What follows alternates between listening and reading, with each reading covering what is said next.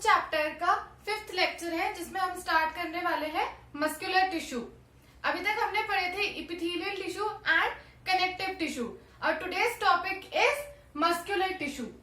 तो सबसे पहले तो मस्कुलर टिश्यू के जो सेल्स होते हैं उनको हम बोलते हैं muscle fibres. Okay, these are contractile tissues, मतलब वो कॉन्ट्रैक्ट एंड रिलैक्स होके मूवमेंट का फंक्शन करवाते हैं। So that's why it is a contractile tissue containing of large elongated cells known as muscle fibers. Elongated मतलब ऐसे, है ना, लंबे सेल्स होते हैं, elongated होते हैं, लॉन्ग सेल्स होते हैं, spherical, round, oval शेप के नहीं होते।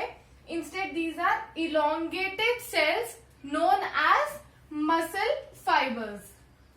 ठीक है, अभी मैंने फर्स्ट पॉइंट में कहा कॉन्ट्रैक्टाइल टिश्यू, तो ये जो कॉन्ट्रैक्शन एंड रिलैक्सेशन का प्रोसेस होता है इसी की वजह से मूवमेंट होता है।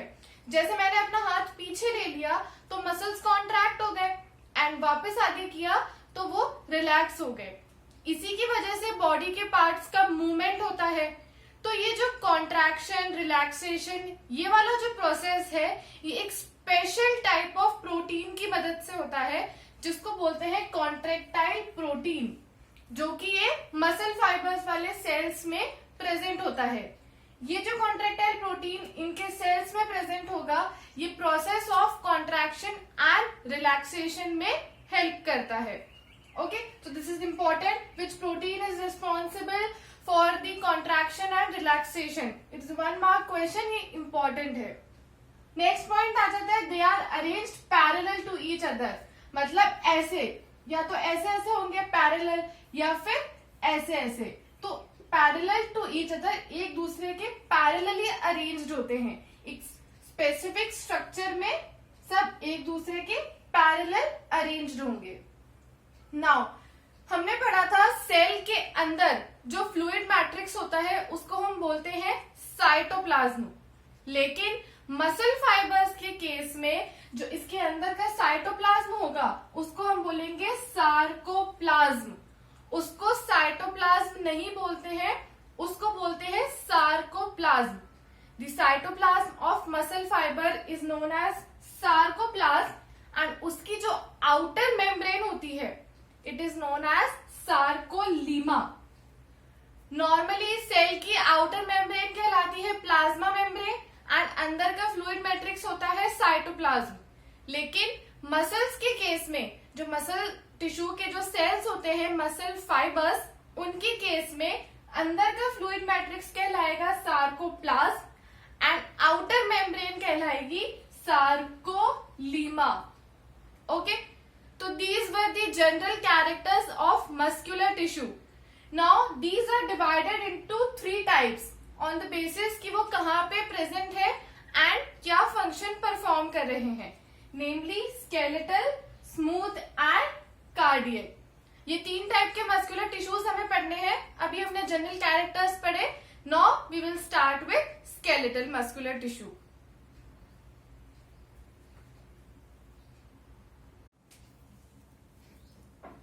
Okay, so now we will start with the first type of muscular tissue, which is skeletal muscular tissue. It is also known as stripped muscles, striated muscles और voluntary muscles। ठीक है, skeletal muscles के 3 और नाम हैं, which are striated, stripped और voluntary muscles। अब क्यों इनके नाम ऐसे हैं अलग अलग तरीके के, पहले वो देख लेते हैं, फिर हम आगे के कैरेक्टर्स पढ़ेंगे। तो स्केलेटल मसल्स इनका नाम इसलिए है क्योंकि ये जो मसल्स होते हैं ये डायरेक्टली बोन से अटैच्ड है। ओके, जो बोन्स है हमारी अंदर उनको हम एक स्केलेटल सिस्टम बोलते हैं। तो उस स्केलेटल सिस्टम से ये वाले बोन्स डायरेक्टली अटैच्ड है, इसीलिए these are known as skeletal muscles. जब कनेक्टिव टिश्यू में हमने डेंस कनेक्टिव टिश्यू पढ़ा था वहां पे मैंने टेंडन्स एंड लिगामेंट्स पढ़ाए थे। तो जो टेंडन्स थे उनका फंक्शन था स्केलेटल मसल्स को बोन से कनेक्ट करना। सो वो यही वाले स्केलेटल मसल्स हैं जिनको बोन से कनेक्ट करने का काम करता है टेंडन्स। अब क्योंकि ये डायरेक्टली बोन से अटैच्ड होते हैं इसलिए ये मूवमेंट में हेल्प करते हैं। ओके, सो ये तो हो गया स्केलेटल इनका नाम क्यों है?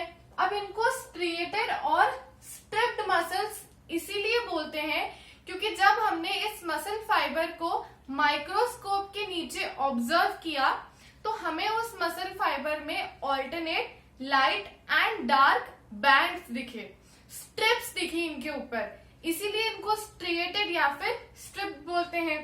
फॉर एग्जाम्पल लेट्स से कि ये हमारा मसल फाइबर है एक, इसमें ये वाला लाइट बैंड है, जितनी भी ये व्हाइट वाली एरियाज है ये लाइट बैंड है एंड ये जो ब्लैक वाले एरियाज है ये एक डार्क बैंड है। तो alternate light and dark bands present थे, मतलब पहले तो यहाँ पे लाइट एरिया होगा, फिर बहुत सारी लाइंस, स्ट्रिप्स जिसे कह सकते हैं नॉर्मल लैंग्वेज में, लाइंस कह सकते हैं, बैंड कह सकते हैं। तो उसके बाद एक डार्क बैंड प्रेजेंट होगा, फिर एक लाइट बैंड, फिर एक dark band. So alternatively, light and dark bands were present. These were found in the microscope के नीचे जब इसे ऑब्जर्व किया। That's why इसे हम striated या फिर stripped muscles कहते हैं। जैसे जीब्रा में alternate black and white bands होते हैं तो हम उसे कहते हैं कि उस पे स्ट्रिप्स प्रेजेंट है। ऐसे ही स्केलेटल मसल्स के जो मसल फाइबर होते हैं उसमें alternate light and dark bands present होंगे, इसीलिए इनको हम बोलते हैं striations are present, stripes are present, that's why these are known as striated और स्ट्रिप्ड मसल्स। अब इनको हम वॉलेंट्री मसल्स इसलिए बोलते हैं क्योंकि इनका जो मूवमेंट होता है वो हमारी कंट्रोल में होता है। देखो दो तरीके के मूवमेंट होते हैं, वॉलेंट्री एंड इनवॉलेंट्री। जो वॉलेंट्री मूवमेंट्स होते हैं वो हमारी कंट्रोल में होते हैं, हम अपनी मर्जी के हिसाब से उनका मूवमेंट कर सकते हैं। जैसे मैंने अपना हाथ हिलाया, पैर हिलाया, तो ये मूवमेंट मेरी कंट्रोल में था, मेरी इच्छा हुई तो मैंने हिलाया, मेरी इच्छा नहीं थी तो मैंने नहीं हिलाया। तो ये वाला जो मूवमेंट है इसको हम बोलते हैं वॉलेंट्री मूवमेंट। और जो हमारे बॉडी पार्ट्स में जो अंदर होते हैं, इंटरनल ऑर्गन्स जो है हमारी बॉडी में, उनका जो मूवमेंट है वो हमारी कंट्रोल में नहीं होता है, वो अपनी मर्जी से मूवमेंट होते हैं अंदर। So those are involuntary movements.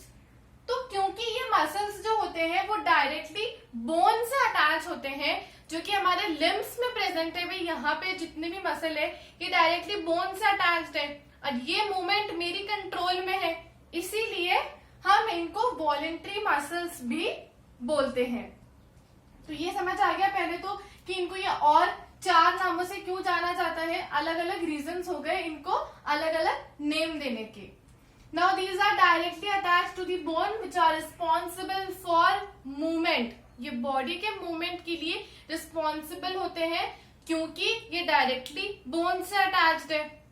Okay, next point is each muscle fibre is long and branched and multinucleate. Long मतलब लंबा होगा, है ना, राउंड या स्फेरिकल शेप का नहीं होगा, इसीलिए मैंने ये वाला मसल फाइबर लंबा बनाया है। It is long, elongated, unbranched, मतलब देखो अब इसमें मैंने कोई भी ब्रांचेस नहीं बनाई है। ब्रांचेस क्या होती है, extension of a particular thing, है ना। अगर यही मैं डायग्राम ऐसे बनाऊं तो ये वाली मैंने बना दी, इसमें से ब्रांचेस निकलती भी, लेकिन इसमें मैंने ब्रांचेस नहीं बनाई है। So the muscle fibers of skeletal muscles are unbranched and multinucleate, मतलब इसमें एक से ज्यादा न्यूक्लियस प्रेजेंट होगा।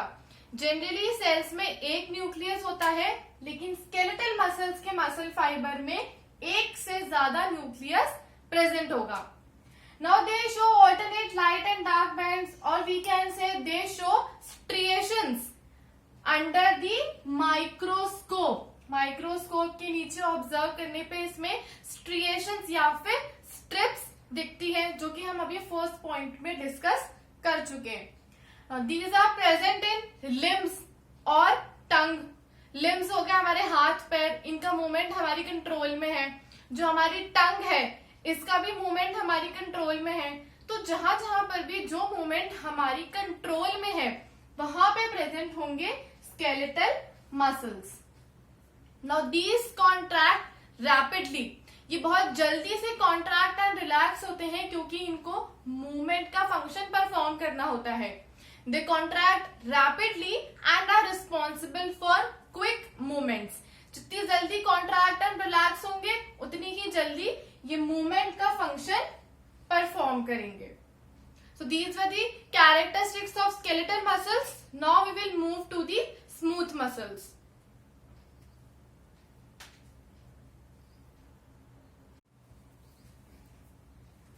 Okay. So second type of muscular tissue हमारे पास है smooth muscular tissue. इनको हम बोलते हैं अनस्ट्रिएटेड, इनवॉलेंट्री और विसरल मसल्स. ठीक है, स्मूथ मसल्स को हम कह सकते हैं अनस्ट्रिएटेड भी बोलते हैं, इनवॉलेंट्री भी बोलते हैं एंड विसरल मसल्स भी बोलते हैं. अब ऐसा क्यों? जब हमने अभी स्केलेटल मसल्स पढ़े थे उसमें मैंने कहा था कि these are also known as striped और स्ट्रिएटेड मसल्स, क्योंकि उनमें स्ट्रिएशंस प्रेजेंट थे, मतलब alternate light and dark bands present थे. लेकिन जो स्मूथ मसल्स के मसल फाइबर्स होते हैं उनमें कोई भी स्ट्रिएशंस प्रेजेंट नहीं होते. इंस्टेड दीज आर स्मूथ, है ना. अब इसमें अगर कोई भी लाइंस प्रेजेंट नहीं होगी तो ये माइक्रोस्कोप के नीचे भी स्मूथ दिखाई देते हैं बिना स्ट्रिएशंस के. तो ये स्मूथ है, इनमें स्ट्रिएशंस नहीं है, इसीलिए इनको हम स्मूथ या फिर अनस्ट्रिएटेड मसल्स बोलते हैं. इनवॉलेंट्री इसलिए कहते हैं क्योंकि ये सारे जो बॉडी के अंदर इंटरनल ऑर्गन्स होते हैं वहां पर ये मसल्स प्रेजेंट होते हैं जिनका मूवमेंट हमारी कंट्रोल में नहीं होता. अभी मैंने बताया था कि जिनका मूवमेंट हमारी कंट्रोल में नहीं होता वो इनवॉलेंट्री एक्शंस होते हैं, मतलब जो अपने आप होते हैं. और इन एक्शंस में, मतलब जहां पे ये इनवॉलेंट्री एक्शंस हो रहे हैं वहां पे जो मसल्स प्रेजेंट है उनको हम बोलते हैं इनवॉलेंट्री मसल्स. तो वहां पे ये वाले मसल्स प्रेजेंट होते हैं, इसलिए these are also known as involuntary muscles. अब विसरल मसल्स इसलिए बोलते हैं क्योंकि अभी मैंने कहा कि ये मसल्स प्रेजेंट होते हैं इंटरनल ऑर्गन्स में. तो इंटरनल के लिए टर्म है visceral. Visceral is the scientific term for internal. तो विसरल का मतलब है इंटरनल, इंटरनल ऑर्गन्स में प्रेजेंट है, इसलिए these are known as visceral muscles. Okay, तो इसके ये चार नाम क्यों हैं ये क्लियर हो गया. अब इसका शेप देख लेते हैं. So these are also long and elongated. ये भी ऐसे लंबे मसल्स होते हैं, फ्लैट होते हैं एंड आर स्पिंडल शेप. ये जो शेप मैंने बनाया है इसको बोलते हैं स्पिंडल शेप. मतलब ये जो स्मूथ मसल्स होंगे इनका कुछ इस तरीके का शेप होगा and only one nucleus is present. It is uninucleate. तो स्मूथ मसल के मसल फाइबर्स कैसे हो गए? Long, flat, spindle shape and are uninucleate. अभी मैंने कहा कि इसमें स्ट्रिएशंस एब्सेंट होते हैं, इसीलिए इनको अनस्ट्रिएटेड बोलते हैं. तो striations are absent. Now next point is कि ये कॉन्ट्रैक्ट और रिलैक्स बहुत ही स्लोली करते हैं. अभी मैंने कहा था कि जो स्केलेटल मसल्स होते हैं जो लिम्स में प्रेजेंट है वो बहुत रैपिडली, मतलब बहुत जल्दी कॉन्ट्रैक्ट और रिलैक्स करते हैं. लेकिन क्योंकि ये स्मूथ मसल्स जो होते हैं ये इंटरनल ऑर्गन्स में है तो इनको कोई ऐसे फास्ट मूवमेंट की रिक्वायरमेंट नहीं है, इसीलिए they contract and relax slowly. अब ये कहाँ प्रेजेंट होंगे? These are found in the walls of stomach, intestine, blood vessels, urogenital tract, kidneys etcetera. मतलब बॉडी में जितने भी अंदर जितने भी इंटरनल ऑर्गन्स प्रेजेंट है वहां पे सब जगह प्रेजेंट होंगे स्मूथ मसल्स. ठीक है, तो जो मसल्स बोन से कनेक्टेड है वहां पे कौन से होंगे? Skeletal muscles. और जो बॉडी ऑर्गन्स में, इंटरनल बॉडी ऑर्गन्स में जो मसल्स प्रेजेंट होंगे वो कौन से होंगे? Smooth muscles. तो ये तो हो गए दो टाइप के, skeletal and smooth. Now third category हमारे पास आती है कार्डियक मसल्स. कार्डियक नाम से पता चल रहा है कि ये हार्ट से रिलेटेड है. तो जो कार्डियक मसल्स होते हैं these are the muscles of heart. ये एक्सक्लूसिवली, ये सिर्फ और सिर्फ हार्ट में प्रेजेंट होंगे.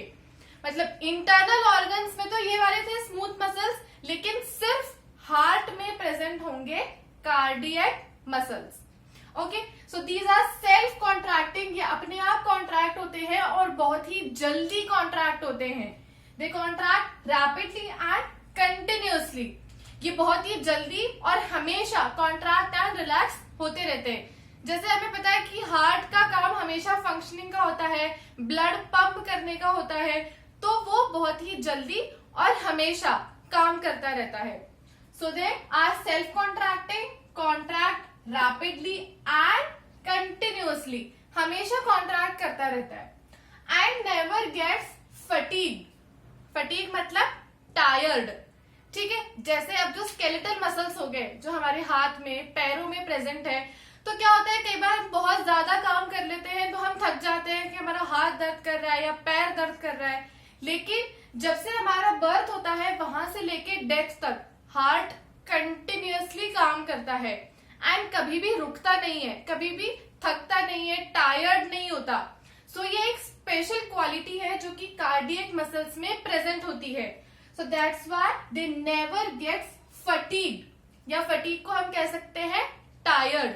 ये कभी टायर्ड नहीं होते, कभी थकते नहीं है, कभी रुकते नहीं है, हमेशा काम करते हैं. दे कॉन्ट्रैक्ट रैपिडली, बहुत जल्दी, एंड हमेशा कॉन्ट्रैक्ट एंड रिलैक्स करते रहेंगे, ये कभी रुकेंगे नहीं. ये एक स्पेशल क्वालिटी है कार्डियक मसल्स की. Now it is richly supplied with blood. भाई हार्ट का काम तो होता ही है ब्लड पंप करने का, तो जो हार्ट में मसल्स होंगे कार्डियक मसल्स, वो भी ब्लड से रिचली सप्लाइड होंगे, मतलब ब्लड की अमाउंट उसमें बहुत ज्यादा होगी. Now they show the properties of both skeletal and smooth muscles. यहाँ पे प्रॉपर्टीज से मतलब है कि इसमें स्ट्रिएशंस प्रेजेंट हो भी सकते हैं एंड नहीं भी. प्रॉपर्टीज से हम बात करते हैं स्ट्रिएशंस की, alternate light and dark bands की. मतलब कुछ हिस्सों में तो बैंड्स प्रेजेंट होंगे एंड कुछ हिस्सों में बैंड्स एब्सेंट होंगे. So they show the properties of both skeletal as well as smooth muscles. तो ये हमारा आज का टॉपिक था मस्कुलर टिश्यू, जिसमें पहले हमने जनरल कैरेक्टर्स पढ़े, फिर हमने 3 टाइप्स ऑफ मस्कुलर टिश्यू पढ़े, skeletal muscles, smooth muscles and cardiac muscles. Thank you for listening.